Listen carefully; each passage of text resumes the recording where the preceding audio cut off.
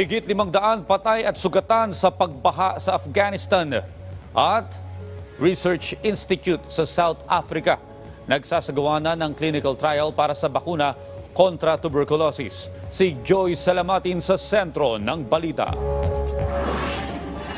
Aabot na sa 540 ang mga namatay, habang higit 3,000 kabahayan naman ang nawasak sa matinding pagbaha sa Northern Baghlan Province sa Afghanistan.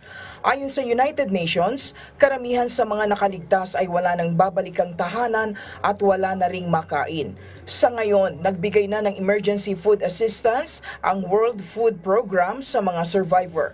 Plano rin nilang mamahagi ng cash assistance sa mga susunod na araw. Nanawagan naman ang WFP sa international community na tulungan ang mga nasalanta ng kalamidad.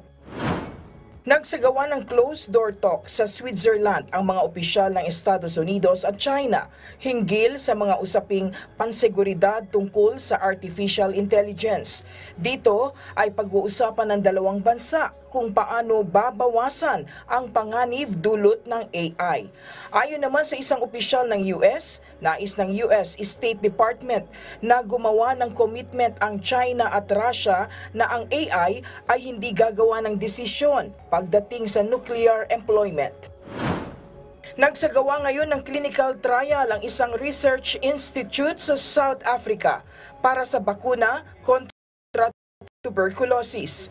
Ayon sa mga siyentipiko, nasa phase 3 na ang trial at pinag-aaralan kung ang M72 vaccine ay kayang protektahan ang mga nakatatanda. Nasa pagitan ng 50 hanggang 60% ng mga inaasahang trial participant ay manggagaling sa South Africa, habang ang 20,000 tao naman mula Zambia, Malawi, Mozambique, Kenya, Indonesia at Vietnam ang sasali sa clinical trial.